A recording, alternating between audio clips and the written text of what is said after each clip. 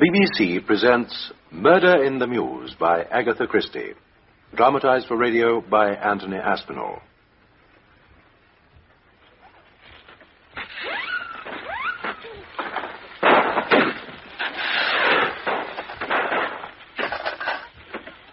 Penny for the guy, sir. Penny for the guy. Oh, thank you, sir. Penny for the guy, sir. Penny for the... Oh, blimey, if it ain't a copper. Blimey, if it ain't two coppers. Look out, you blokes, you're being watched. Here's a couple of plainclothes coppers all tugged up. Come on, let's carper. Come on, quick, run, boy. Run, boy. Just an excuse for begging. That's what Guy Fawkes days. An interesting survival, my dear Inspector. The fireworks go up long after the man they commemorate, and his deed are forgotten. You know, Poirot, I don't suppose many of those kids know who Guy Fawkes was. My friend, I shall be glad to reach my flat. Be a good night for a murder, wouldn't it? Nobody would hear a shot, for instance, with all this noise going on. It often seemed odd to me that more criminals don't take advantage of the fact. You know, Poirot, I sometimes wish that you'd commit a murder. Oh, sir. I'd like to see how you'd set about it. My dear Inspector, if I committed a murder, you wouldn't have the least chance of seeing how I set about it. You wouldn't be aware, probably, that a murder had been committed. Oh, is that so? Cocky little devil, aren't you? Of course I am, my dear Japp. And with reason. With reason.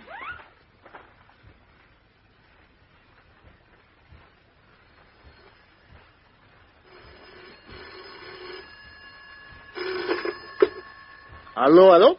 Hello, that you, Poirot? Oui, c'est moi qui parle. Japp here. Remember I walked home with you last night?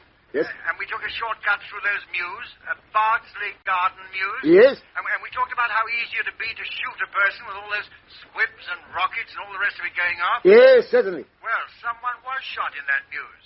Number 14, young widow, Mrs. Allen. She appears to have committed suicide. I'm going round there now. As a matter of fact, our doctor seems to think there's something funny about this. Will you come? Yes, certainly I'll come. Yes, Good. yes. Number 14, Bardsley Garden Mews. Ah, number 14. Yes, I'll be there.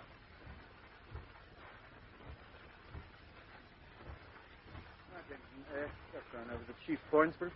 Deceased are Mrs. Allen, sir. Lived here with a friend, a Miss Jane Plenderleaf. Miss Plenderleaf was away, staying in the country, and returned this morning. She let herself in with a key and went upstairs. First to her own room, that's this room, then across the landing to her friend's room. The door was locked on the inside. She rattled the handle, knocked and called, but couldn't get any answer. In the end, getting alarmed, she rang up the police station. That was at 10:45. We came along at once and forced the door open. Mrs. Allen was lying in a heap on the ground, shot through the head. There was an automatic in her hand, and it looked a clear case of suicide. Where's this Miss Plenderleaf now? She's downstairs in the sitting room, sir. A very cool, efficient young lady, I should say. Oh, well, I'll talk to her presently. Better see the doctor now. Right, sir. Dr. Brett's still examining the body. This room here, sir, just across the landing. Oh, hello, Japp. Morning, Doc. Glad you've got here. And you've brought Hercule Poirot. Well, hadn't helped the wretched criminal in this case. Oh, Doctor, what's the trouble?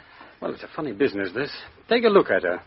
She's lying just as we found her. She obviously fell out of that chair onto the floor when she shot herself. The door was locked and the windows fastened on the inside. Well, then what's wrong? You notice the fingers of her right hand are clasped round a small pistol. Are those fingers really gripping that gun?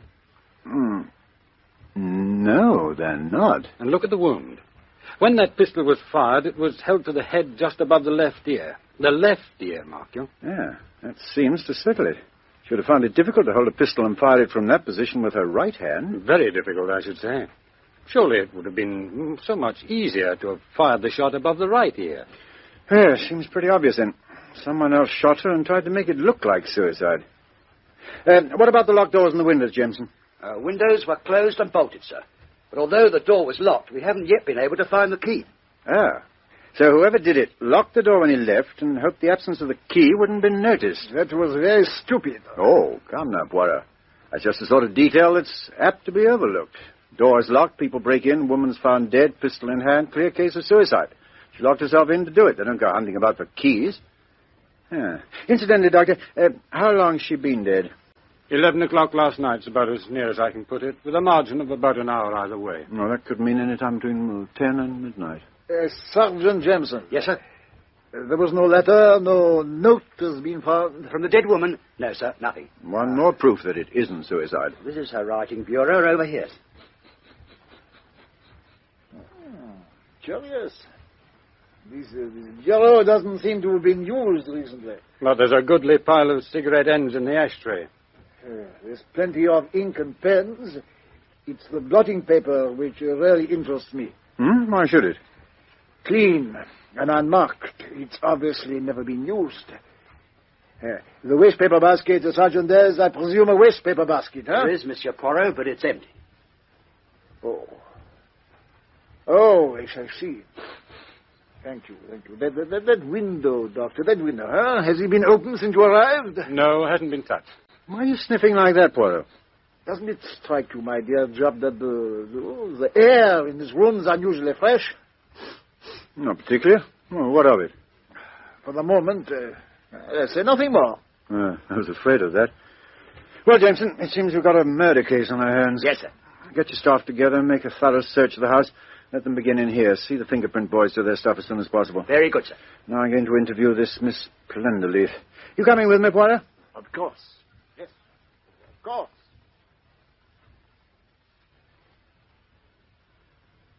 You arrived home this morning, Miss Plenderleaf, at what time? I think it was just before 10:30.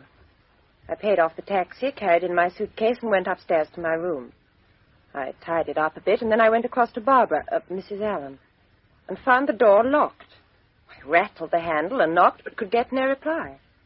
So I came downstairs again and rang up the police station. Mademoiselle, it did not occur to you to get help in breaking down the door? No, I don't think I thought of that. If anything was wrong, it seemed to me that the police were the people to send for. Then you thought, Mademoiselle, there was something wrong, huh? Naturally. You didn't try and look through the keyhole, Miss Plenderleaf? No, I never thought of that. But I couldn't have seen anything, could I? Because the key would have been in it. You did quite right, of course. I suppose you've no reason to believe your friend was likely to commit suicide? Oh, no. She didn't seem worried or distressed in any way? No. Did you know she had a pistol? Yes, she had it out in India. She always kept it in a drawer in her room. Yeah. You got a license for it? Imagine so. Don't know for certain. Have you known Mrs. Allen long? I've known her about 5 years. I met her first traveling abroad, in Egypt, to be exact. She was on her way home from India. We made friends. At the time, I was looking for someone to share a flat or a tiny house with me. We thought we'd get on well together. And, did you get on well together? Very well. We each had our own friends, of course. It probably worked out better that way. I see. What do you know of Mrs. Allen's family and her life before she met you? Not very much, really. Her maiden name was Armitage, I believe. And her husband? He drank, I think. I gather he died a year or two after the marriage. There was one child, a little girl, who died when she was 3 years old. It was obviously a painful subject, and we didn't refer to it.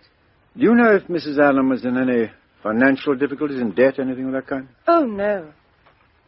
Now, there's one other question I must ask. Mm-hmm. Had Mrs. Allen any particular man friend or men friends?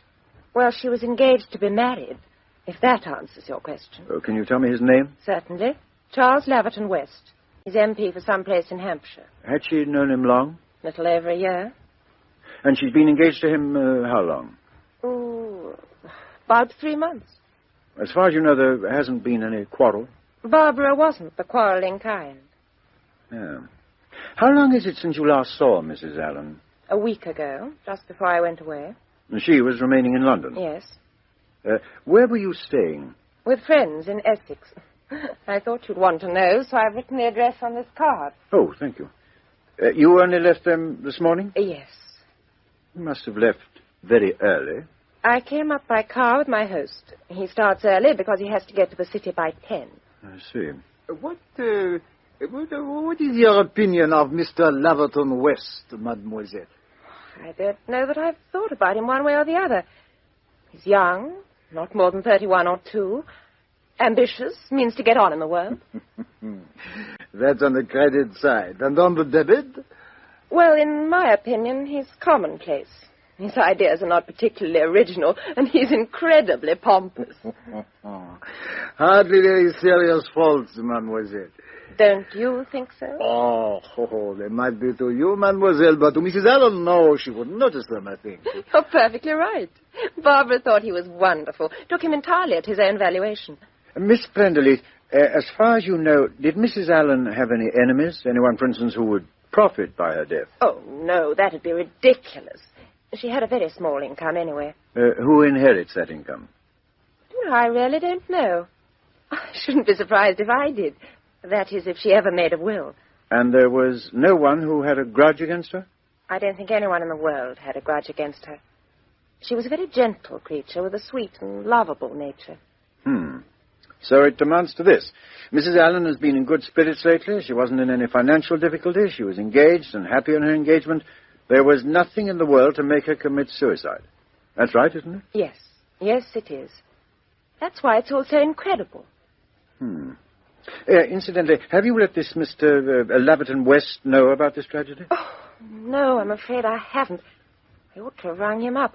Oh, how dreadful, I forgot. Would you like me to do so? Oh, I should, very much. The telephone's in the hall. You'll find his number on the pad thing beside it. Thank you. I'll do it right away. I also want to have a word with Sergeant Jameson.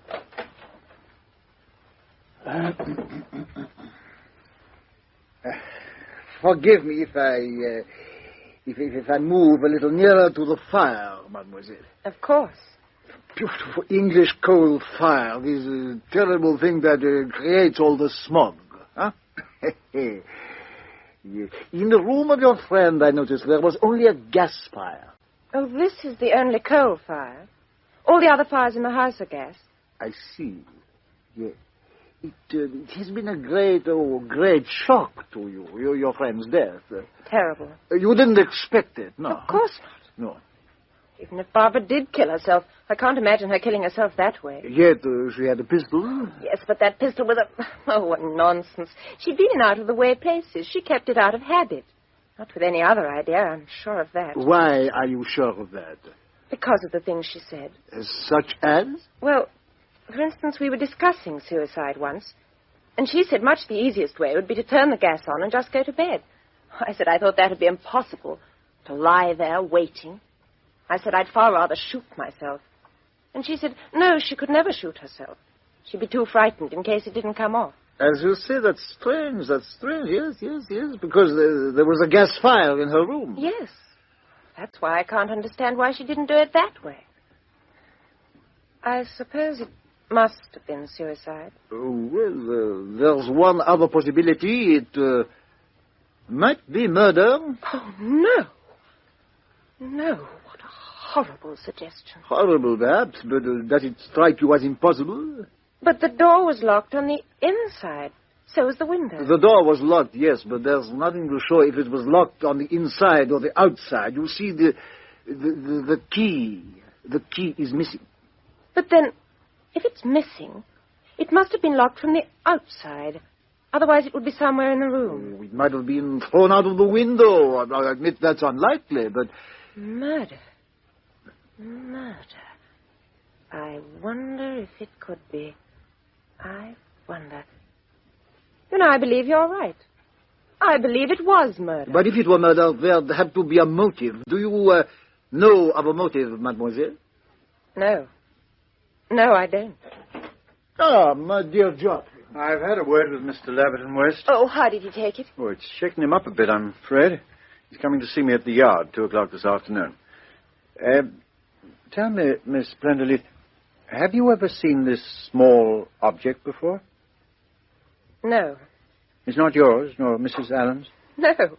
It's not the kind of thing usually worn by our sex, is it? Oh, so you recognize it? Well, it's pretty obvious, isn't it? That's half of a man's cufflink. And you can't tell us who it belongs to? No, I can't. Oh. Well, thank you for what you have been able to tell us, Miss Prenderleith. I'm afraid I must ask you not to leave this house for the moment. We may want to ask you some more questions later this morning. Of course, I understand. Thank you. Now, Poirot, I'd like you to come upstairs with me again. I want you to have your opinion on 1 or 2 points. As you wish, my dear friend, as you wish. Poirot, that young woman's too cocky by half. Would it surprise you that I'm having her alibi looked into? No, it does not surprise me. There's a police box in the next street. Jameson's putting a call through to our people in Chelmsford. I want some inquiries made at that address Miss Plenderleith gave me. I particularly want to know if she could have left the place and come into London last night. She's a clever young woman. Think she did it? Oh. She might have, you know. Some quarrel over this young man, this budding MP. She's the sort to bump anyone off if she felt like it and keep her head while she was doing it, too. She had it all very pat. Now, after all, Essex isn't very far away, plenty of trains, or a fast car. Yes. I think it's worth finding out if she went to bed early with a headache last night. Don't you agree? Yes, I do. In any case, she's holding out on us. That young woman knows something. So often the difficulty with these sort of cases, people will hold their tongues, sometimes out of the most honourable motives. One can hardly blame them. What about fingerprints, by the way, huh? Oh, it's murder, all right. Huh? Oh. No prints whatever on the gun, wiped clean before being placed in her hand. And even if she managed to wind her arm around her head in some marvellous acrobatic fashion, she could hardly fire off a pistol without hanging on to it. And she couldn't wipe it clean after she was dead. Otherwise, the prints were disappointing. None on the door handle, none on the window. Suggestive, eh? Yes. Plenty of Mrs. Allen's all over the place. Curious. Very curious. I told Jameson to make some inquiries in the Mews after he put that call through to Essex. You never know, somebody might have seen something that'll help us. Oh, by the way, here's something interesting. Huh? Her checkbook and a bank statement. She must have picked up the bank statement yesterday. Take a look at it. Anything strike you? Yes. She was overdrawn. Well, anything else?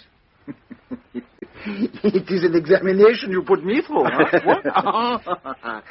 Yes, I see what you mean.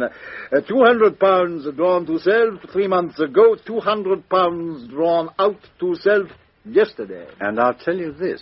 There's no such sum of money in the house. £4 in a handbag and an odd shilling or two in another bag. Meaning that she paid the sum away last night. Oh, it looks like it. Yes. Now, who did she pay it to, I wonder? Oh, Jameson, get her to Chelmsford all right? Yes, sir. The inspector's going himself. Ah. It's not more than 5 miles away, and it won't be away long before he brings us back. Oh, good. You gave him the police box number? I did, sir, and I posted Johnston outside to wait for the call. Oh, fine. Did you discover anything in the Mews on your way back? Yes, sir, several things. Oh, such as? To begin with, nobody actually heard the shot. With all those fireworks going off, there wasn't a dog's chance. I don't suppose there was. Go on. Well, Mrs. Allen was at home most of yesterday afternoon and evening. She went out about 6, but only to post a letter in the box at the end of the Mews. At about 9:30, a car drove up and a man got out. Description, about 45, well-set-up military-looking chap, dark blue overcoat, bowler hat, toothbrush, moustache. 45. Well, it can't very well be Laverton West. He's a baby-faced early 30s. Well, this man, whoever he was, stayed for just under an hour. He left about 10:20. Stopped in the doorway to speak to Mrs. Allen. Yeah, how do you know all this? From a Mrs. Hogg, sir. She's a chauffeur's wife from number 18. Her small boy, Freddie, was hanging about outside the house and heard what was said. Poirot, what are we waiting for? This woman knows something and she's willing to talk. Come on. And you say you've seen this military-looking gentleman before, Mrs. Hogg? Oh, yes, sir, and my husband, too. We all knew him at once. Any idea of his name or where he lives? Oh, no, nothing like that. We've just seen him calling occasionally at number 14. Now, look here, Mrs. Hogg. You're a shrewd woman. I can see that. Thank you, sir. Can you give me a line on these two young women, Mrs. Allen and Miss Plenderleith? What were they like, eh? Gay, lots of parties, that sort of thing? Oh, no, sir, nothing of that. They went out a good bit, Mrs. Allen especially. But they're class, if you know what I mean. Not like some I could name down the other end of the Mews. I'm sure the way that Mrs. Stevens goes on, if she is Mrs. Stevens at all, which I doubt. Well, I shouldn't like to tell you what goes on there. Yes, quite so, Mrs. Hogg. And now, Mrs. Allen and Miss Plenderleith, they were well-liked then? Oh, very nice ladies, both of them. Especially Mrs. Allen. And Miss Plenderleith? Oh, well, of course, she's a nice lady too, but much more abrupt, if you know what I mean. But I've nothing against her, nothing at all. She and Mrs. Allen got on well together? Oh, yes. No quarrelling, nothing like that. Very happy and contented they were. Yeah. Mrs. Hogg, do you know Mrs. Allen's fiancé by sight? The gentleman she's going to marry? Yeah. Oh, yes, he's been here quite a bit off and on. Member of Parliament, they do say. It was not he who came last night. No, sir, it was not. And if you ask me, sir, what you're thinking is all wrong. Mrs. Allen wasn't that kind of a lady.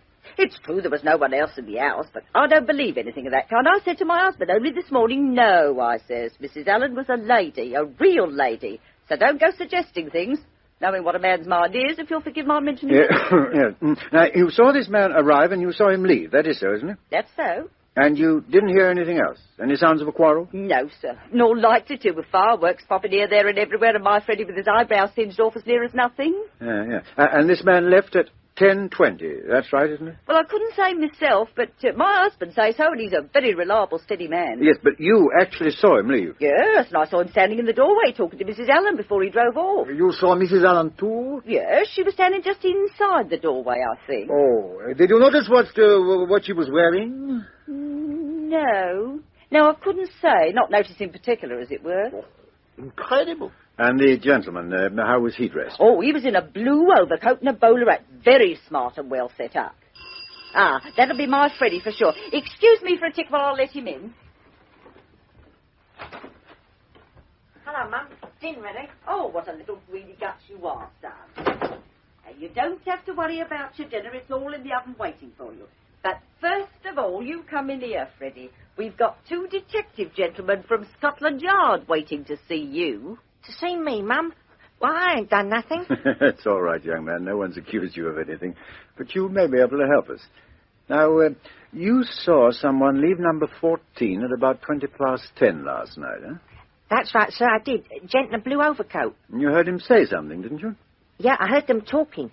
The gent said, think it over and let me know. Then she said something and he answered, all right, so long. And he got into his car. I was holding the door open, but he didn't give me nothing and drove away. You didn't hear what Mrs. Allen said? No, sir, can't say I did. Could you tell us what sort of dress she was wearing? The colour, for instance? Couldn't say at all. She must have been round behind the door. Oh, that's interesting, yes. Now, my boy, I want you to think and answer my next question very carefully. If you don't know and can't remember, say so, see?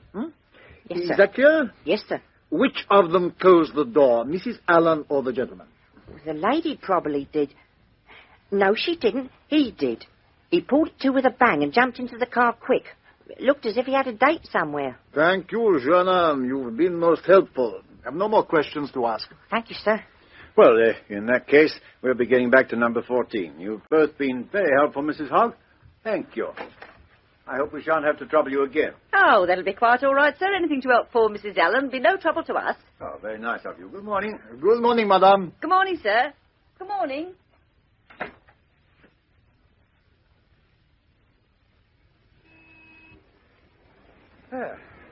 Now, I suppose we'll have to get hold of this military gentleman with the toothbrush moustache. It's pretty clear he was the last person to see her alive.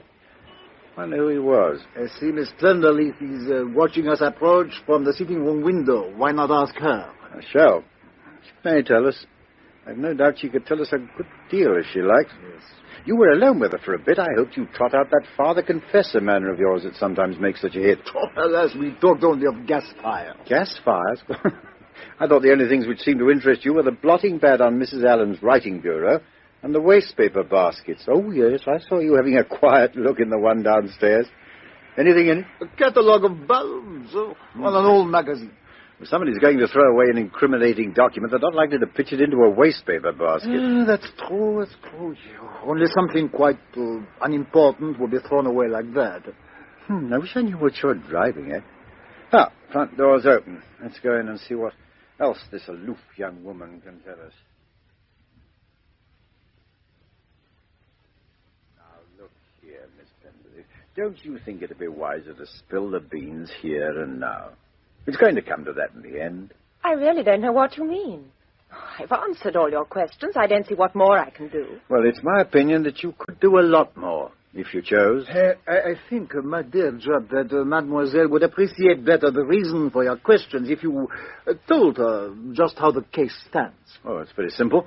The facts are as follows. Your friend was found shot through the head with a pistol in her hand and the door and window fastened. That looked like a plain case of suicide, but it wasn't suicide. Medical evidence alone proves that. How? Well, the pistol was in her hand, but the fingers weren't gripping it. Moreover, there were no fingerprints at all on the pistol. And then again, she left no letter. Now, the door was locked. The key hasn't yet been found. So that's it. All along, I felt it was impossible she should have killed herself. And I was right. Ask me any questions you like. I'll answer them to the best of my ability. Ah, very well. Now, last night, Mrs. Allen had a visitor. He's described as a man of 45, military bearing, toothbrush moustache, smartly dressed. I can't be sure, of course, but it sounds like Major Henry Eustace. Who's this Major Eustace? He's a man Barbara had known abroad, in India. He turned up about a year ago, and we've seen him on and off ever since. He was a friend of Mrs. Allen's? He behaved like one. What was her attitude to him? I don't think she really liked him.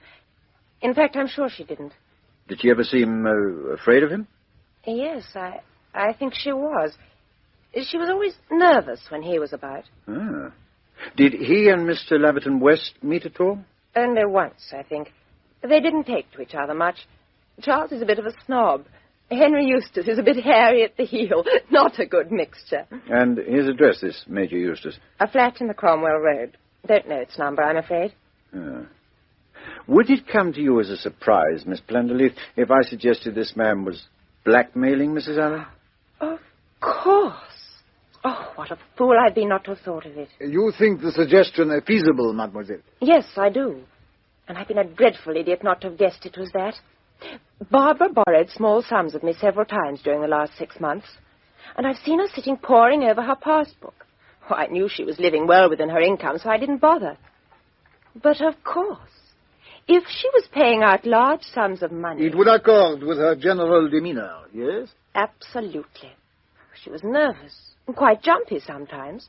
Not at all what she used to be. Excuse me, but that is not what you told us before. Well, that was different. She wasn't depressed. I mean, she wasn't feeling suicidal or anything like that. But blackmail, yes. Oh, how I wish she'd told me. You've no idea what this man's hold over her may have been? No, I haven't the faintest idea. I can't believe, knowing Barbara, it could have been anything really serious. On the other hand, she could be very easily frightened. In fact, she was just the sort of girl who'd be a positive gift to a blackmailer.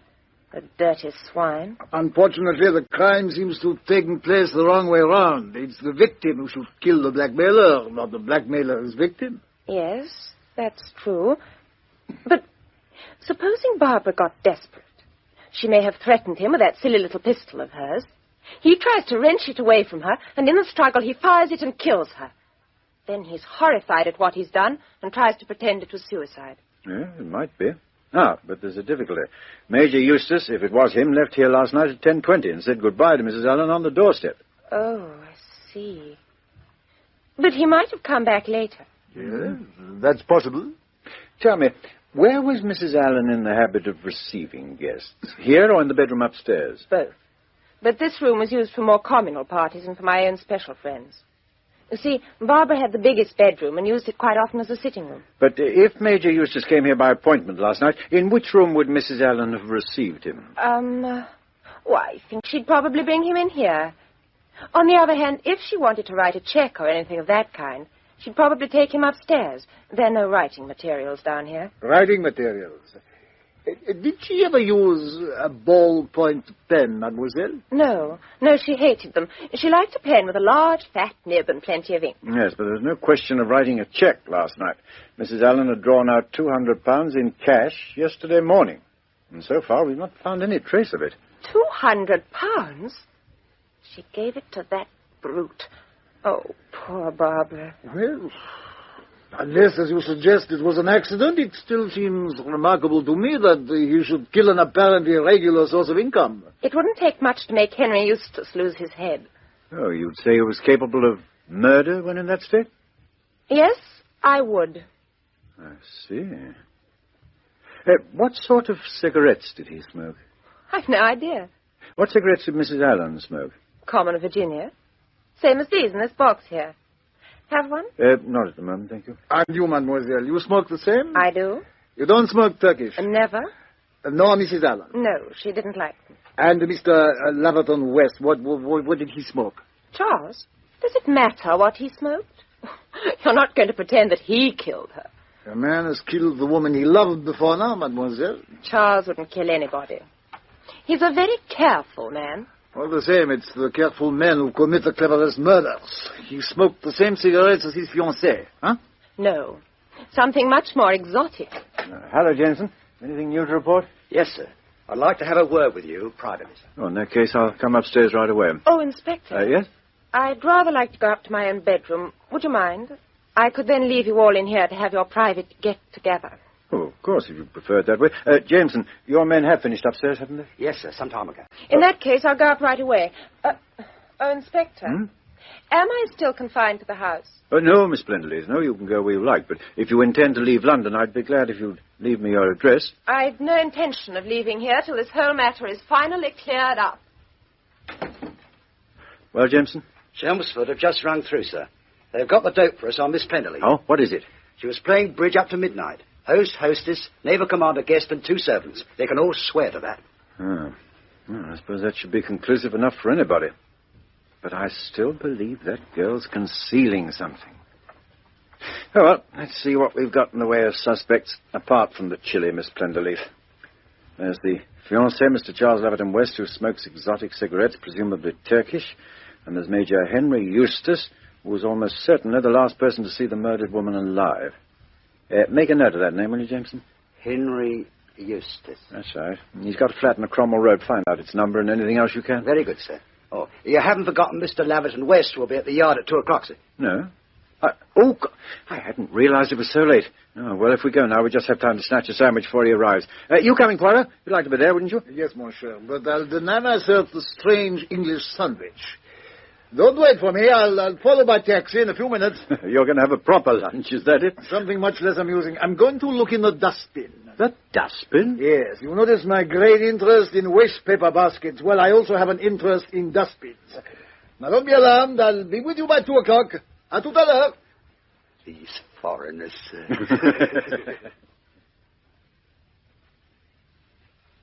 Now, Mr. Laverton West, have you any idea who might be likely to make away with Mrs. Allen? No, indeed. The mere idea, it's unthinkable. She never mentioned any enemies, anyone who might have a grudge against her? Never. Did you know she had a pistol? No, I wasn't aware of the fact.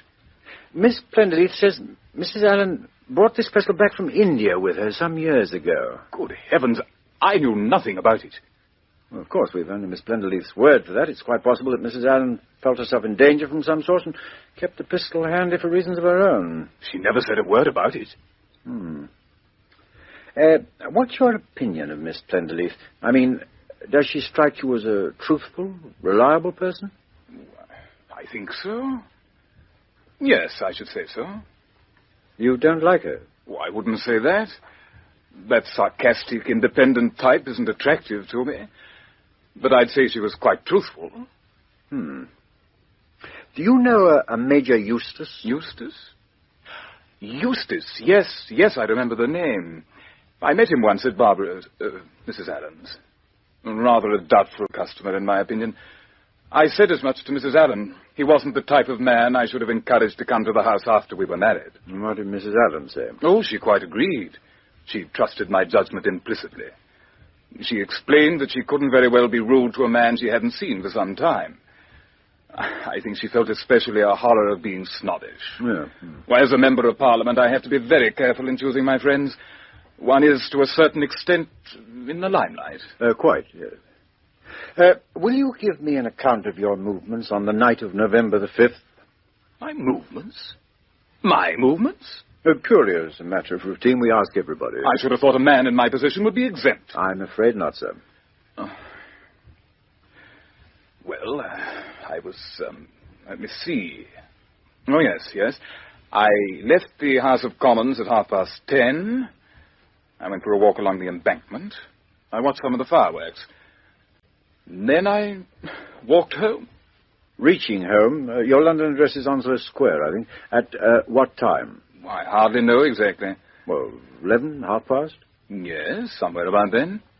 Did you meet anybody whilst you were walking? Anybody who recognized you? No. Really, Chief Inspector, I resent these questions very much. They're just a matter of routine, sir. There's nothing personal, you know. Well, if that's all... That's all. For the present, Mr. Laverton West. You'll keep me informed? Oh, of course. Oh, monsieur, such a loss. Huh? But I'll say no more. Permit me to offer you a cigarette. Oh, my case is empty. Mille pardons, monsieur. Japp, my dear friend, can you come to my aid? Yes, of course. Oh, sorry. Afraid mine's empty, too. Smoked far too much this morning. Have one of mine, Monsieur Poirot. Oh, thank you, thank you. It was really for you as I wanted, but since you insist, you're most kind, most kind. I never smoke before 4 o'clock in the afternoon. It's not good for the health, you know. How very wise. Well, thank you for your sympathy, Monsieur Poirot. You'll keep me informed, won't you, Inspector? We will, sir. You can be sure of that. Thank you. Goodbye. Oh, dear. Bit of a stuffed fish. The Plenderleith girl was quite right about him. Oh, well, now I suppose I can light one of their own cigarettes. What about the one you pinched from him? No luck, I'm afraid. Egyptian, not Turkish. And with a cork tip. Pity. I've never heard a weaker alibi. In fact, it wasn't an alibi at all. You know, Poirot, it's a pity the boot wasn't on the other leg and she'd been blackmailing him. He's a lovely type for blackmail. Pay out like a lamb. Anything to avoid a scandal. My friend, it's very pretty to reconstruct the case as you would like it to be, but that's not strictly our affair. No, quite right. But I think we know who is our affair. I got a few lines on Major Henry Eustace while I was eating those sandwiches you spurned. Oh? He's got a police record. Con man and thief. Hello. Get me Detective Sergeant Jameson on the line, will you? Oh, incidentally, Poirot, how was the dustbin? Find anything? Nothing. Pity. Great pity. Hello, Jameson. Did you get that number in the Cromwell Road, the Eustace flat? Oh, good. He's in the flat at the moment, you think? You sure? All right. Get my car brought round at once, will you? Because we're going along there immediately.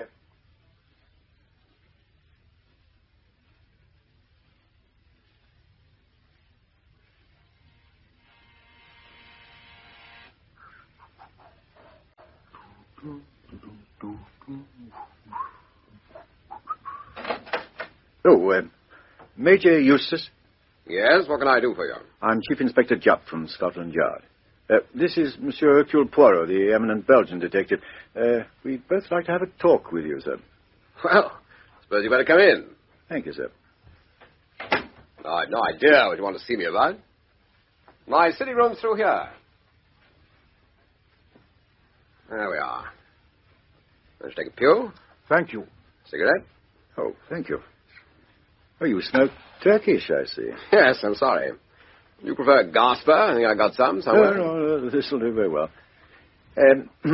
Perhaps you can guess, Major Eustace, why we've come to see you. I've no idea what brings such a big gun as a chief inspector to see me. Anything to do with my car? No, it's not your car. I think you knew a Mrs. Barbara Allen. Oh, so that's it. Of course, I might have guessed. Very sad business. You knew about it? Saw it in the early editions of the evening papers. Too bad. You knew Mrs. Allen out in India, I think. Yes, that's some years ago now. You also know her husband? No. Matter of fact, I never came across Allen. But you knew something about him? Well, I heard he was by way of being a bad hat. Of course, that's only a rumor. Mrs. Allen didn't say anything? We never talked about him. You were on intimate terms with her. Well, we were old friends, you know. Old friends. We didn't see each other very often. But you did see her yesterday evening. Yes. Matter of fact, I did. You called at her house, I think. Yes. She'd asked me to advise her about some investments.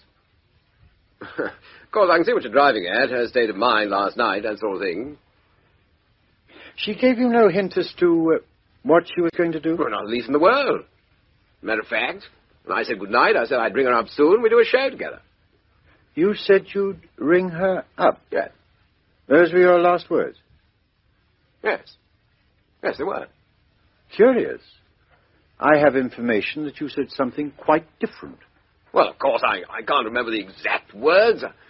According to my information, what you actually said was, well, think it over and let me know. Let me see. Yes, I believe you're right. Not exactly that. I think I was suggesting she should let me know when she was free. Yes, not quite the same thing, is it? My dear fellow, you can't expect a man to remember word for word what he said on any given occasion. And what did Mrs. Allen reply? Said she'd give me a ring. And then you said, all right, so long. Probably, something of the kind, anyway. You say that Mrs. Allen asked you to advise her about investments. Did she by any chance entrust you with a sum of £200 in cash to invest for her? What the devil do you mean by that? Was the money for investment, or was it blackmail? Here, you suggesting... I think, Henry Eustace, at this point, I must ask you if you're willing to come to Scotland Yard and make a statement. There is, of course, no compulsion, and you can, if you prefer it, have your solicitor present. Solicitor? What the devil do I want with a solicitor? What are you cautioning me for? I am inquiring into the circumstances of the death of Mrs. Allen. Look here, damn it, man. You don't suppose that... Why, that's nonsense. What happened was this. I called round to see Barbara by appointment. That was at what time? At about 9:30, I should say. We sat and talked. And smoked? Yes, and smoked. Anything damaging in that. Where did this conversation take place? In the sitting room, left to the door as you go in. Talked together quite amicably, as I say. I left a little before 10:30. Stayed for a minute on the doorstep for a few last words. Last words, precisely. Huh? Who are you, I'd like to know? I'm quite a damned foreigner. What are you butting in for? You've been told I'm Hercule Poirot. Don't care if you're the Achilles statue. Well, as I say, Barbara and I parted quite amicably. I drove straight to the Far East Club, got there at 5:20 to 11, went straight up to the card room, stayed there playing bridge until 1:30. Now then, put that in your pipe and smoke it. It's a pretty alibi you have there. A pretty cast-iron one, I should say. No, Mr. Chief Inspector, are you satisfied? You remained in the sitting room throughout your visit? Yeah. You didn't go upstairs to Mrs. Allen's room? No, I tell you, we stayed in the one room and didn't leave it. Ah. How many sets of cufflinks have you? Cufflinks? Cufflinks? What's that got to do with it? We're not bound to answer the question, of course. Answer it? I don't mind answering. I've nothing to hide. And I shall certainly demand an apology for all this, you know. I don't know how many pairs of cufflinks I've got, but I always wear the same ones. I'm wearing them now. Look, here you are. Want to? Yeah. Very nice design. I see one's broken. Bit of enamel chipped off. Don't remember when that happened, I suppose? Oh, a day or two ago, no longer. Would you be surprised to hear that it happened when you were visiting Mrs. Allen? Why should I? I haven't denied I was there. Yes, but that bit of cufflink wasn't found in the sitting room. It was found upstairs in Mrs. Allen's room. In the room where she was killed and where a man sat smoking the same kind of Turkish cigarettes that you smoke. You can't do this. You've got nothing on me, not a thing. You're trying to frame me, but you can't do that. I've got an alibi. And I never went near the house again. No one's accused you of going near the house again. You didn't need to. Wasn't Mrs. Allen already dead when you left it? Well, that's impossible. She was just inside the door. She spoke to me. People must have heard her. Oh, they her. heard you speaking to her and pretending to wait for her answer and then speaking again. It's an old trick.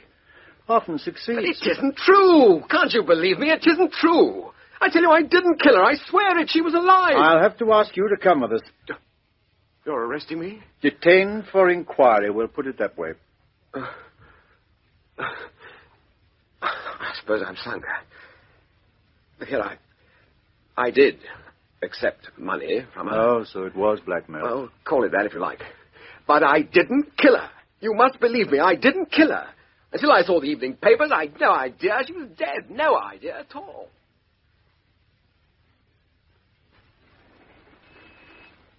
This is the car. Will you get in, Major Eustace?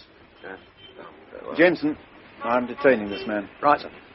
Poirot, you're coming back to the yard with us? First, mon cher, I should like to ask Sergeant Jameson if he's noticed anything strange while he's been waiting for us out here.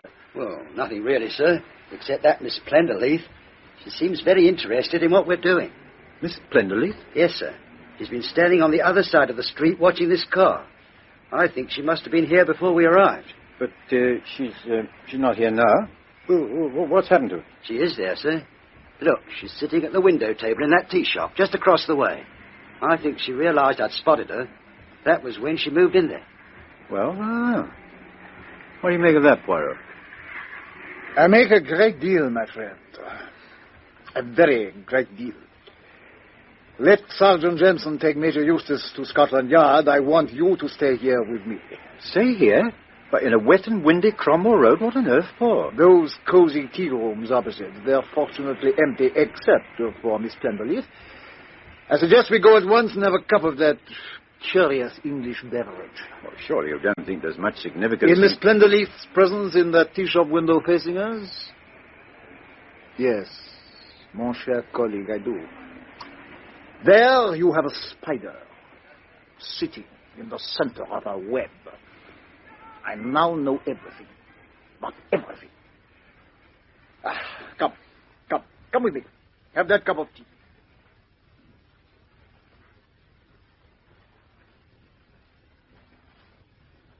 Good afternoon, Miss Plenderleaf. May we join you at this table? Why, if it isn't Monsieur Poirot and the Chief Inspector. One of us should say something about it being a small world, I suppose. I'm afraid I was just leaving. You have a good view of the street from this window, particularly of those flats opposite. Yes. But I can't imagine anyone being inspired by the sight of the Cromwell Road. Now, I really must go. And the spectacle of Major Eustace being driven away in the police car. I suggest that was something you found inspiring, mademoiselle? Has he been arrested? Detained for further questioning. He killed Barbara. I know he did. And I knew you'd come here for him. That's why I'm here. I've been waiting here all the afternoon, thinking how I should gloat when you took him away. And did you gloat, mademoiselle? Yes, I did. I found myself wishing that executions still took place in public. I'll go and order some tea. Won't be a second. I expect I've shocked you, Monsieur Poirot. But that's how I feel about that unspeakable swine. And I've no intention of disguising my feelings. Has he admitted? Has he confessed? He insists he's innocent of the murder. But you don't believe that, do you? Murder, mademoiselle, is the willful destruction of one human being by another human being. Why do you say that? Sounds horrible. It is horrible.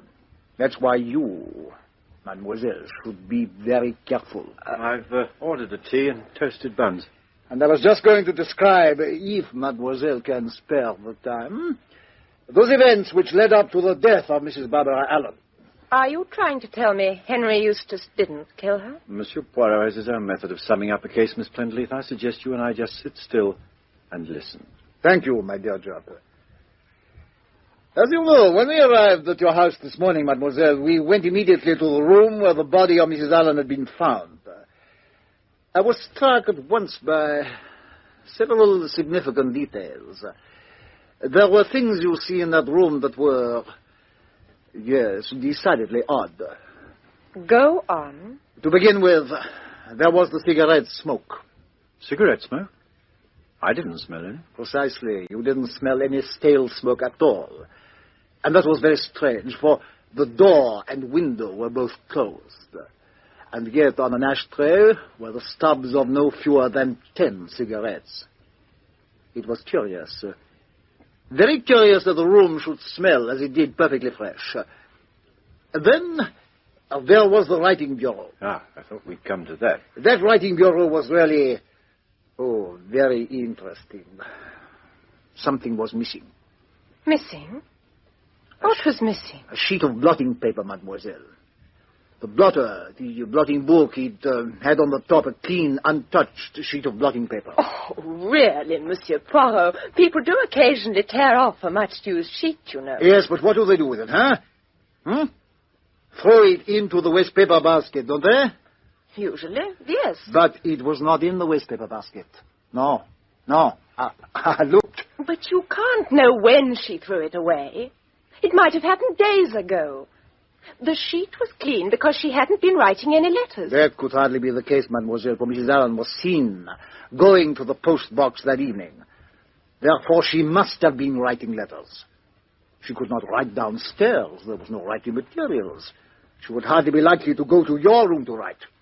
So then, what happened to the sheet of paper on which she had blotted her letters? You tell me she never used a ballpoint pen. Therefore, she must have blotted those letters somewhere. Oh, it's true that the people sometimes throw things in the fire instead of the waste paper basket, but there was only a gas fire in the room, and the fire downstairs had not been alight the previous day. Isn't all this rather trivial and unimportant? I think not. I looked everywhere in your house for that piece of blotting paper. In all the waste paper baskets and the dustbin, everywhere. But it was not to be found. And that seemed to me very important. It looked as though someone had deliberately taken it away. Why? Why, huh? Because there was writing on it which could easily have been read by holding it up to a mirror. And there was something else, mademoiselle. Something else which had been brought into the room. The ashtray with the cigarette ends. That was brought in? But of course, that room was fresh and pure smelling. A room in which the window had been open, not closed all night. When I realized these things, I made myself a picture of you, mademoiselle, driving up in your taxi yesterday morning at 10:20. I saw you paying it off, running up the stairs, calling perhaps Barbara, and you open the door and find your friend lying there dead, with a pistol clasped in her hand. The left hand, naturally, since she's left-handed. And therefore, too, the bullet had entered the left side of her head. You're accusing me.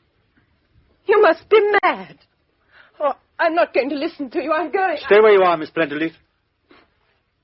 Go on, Poirot. On the writing bureau in Mrs. Allen's room, there was a note. Was there not, mademoiselle? A note addressed to you, and telling you what had driven her to take her own life. I think almost at once the idea flashed into your head. This was a certain man's doing. Let him be punished. Fully and adequately. So, you take the pistol, mademoiselle. Wipe it, and place it in the right hand. No, You take the note and you tear off the top sheet of blotting paper on which the note had been blotted. You go downstairs, light the fire, and put them both on the flames. It's not... Then you carry up the ashtray to further the illusion that two people sat there talking. And you also take up a fragment of enamel cufflink that is on the floor. That is a lucky find, and you expect it to clinch matters. Then you close the window and lock the door. There must be no suspicion that you have tampered with the room. The police must see it exactly as it is. So you do not seek help in the Mews, but ring the police straight away. So it goes on. You play your chosen role with judgment and coolness. You refuse at first to say anything, but cleverly you suggest the doubts of suicide. Later, you are quite ready to set us on the trail of Major Eustace. Yes, mademoiselle. The only murder in Bardsley Garden Mews was your murder. My murder? Precisely. It was a very clever murder, your attempted murder of Major Eustace, for that is what you've been trying to do. So you know. Yes, mademoiselle. I know. It wasn't murder. It was justice. That man hounded poor Barbara to her death. You see, she got involved with a man in India when she first went out there. He was a married man, many years older than she was. Then she had a baby. She went off to some out-of-the-way spot and came back calling herself Mrs. Allen. Later the child died. She came back here and she fell in love with Charles, that pompous ass. She adored him, and he took it as a matter of course. If he'd been a different kind of man, I'd have advised her to tell him everything. But as it was, I advised her to hold her tongue. And then Major Eustace appeared? Yes. Oh, you know the rest. That devil began to bleed her systematically. But it wasn't until last night that she realized she was exposing Charles, too, to the risk of scandal. Once married to Charles, Eustace had got her where he wanted her. Married to a rich man with a horror of any scandal. When Eustace left the house last night, she sat thinking it over. Then she went upstairs and wrote a letter to me. She said she loved Charles, couldn't live without him. But for his own sake, she mustn't marry him. She was taking the best way out, she said. Do you wonder I did what I did? And you sit there and call it murder? Because it is murder. Attempted murder. And murder cannot be justified. Oh, what rubbish! Some people don't deserve to live. Mademoiselle, face the truth. Your friend died in the last resort because she's not the courage to live. How dare you? That's a cruel thing to say. But it's so, and you know it. Because of that, you really wish of your own volition to destroy the life mind of any human being? Don't talk to me like that. I can't bear it. So you are a woman, after all, huh? Not a cold-blooded machine designed for vengeance. And you're not ashamed of the trouble you've caused? Oh, not to me. I'm retired. These cases are to me just a recreation, but to the chief inspector here. You realize that your stupid desire for personal revenge has wasted a good deal of his time, and that I may be sent to prison for it. Oh, yes, I know. Why do you think I leapt to my feet and nearly ran out of here a few minutes ago? Don't worry, Inspector. I've got my nerves under control now. No more panic. Are you going to arrest me? No.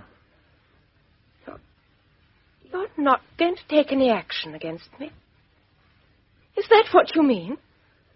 That's it. I'm not even going to say, don't do it again. It's not likely that fate will put you in a position to give a repeat performance. I'm not a vindictive man, Miss Plenderleaf. So I see. I'm very grateful. Thank you. Now I'd better go. You know, when it came to the point, I don't think I could have stood by and let them hang him. That proves, I suppose, that I'm just a silly, emotional female after all.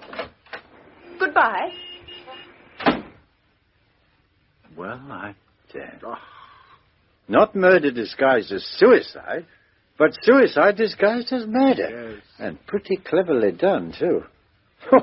Good for you, Poirot. Not bad for an old dog, are you? At last. Here comes our tea and those toasted buns I ordered. Oh, no, my dear Japp. You can't do this to me. No. The tea, perhaps. The toasted buns. No, never that. No, jamais.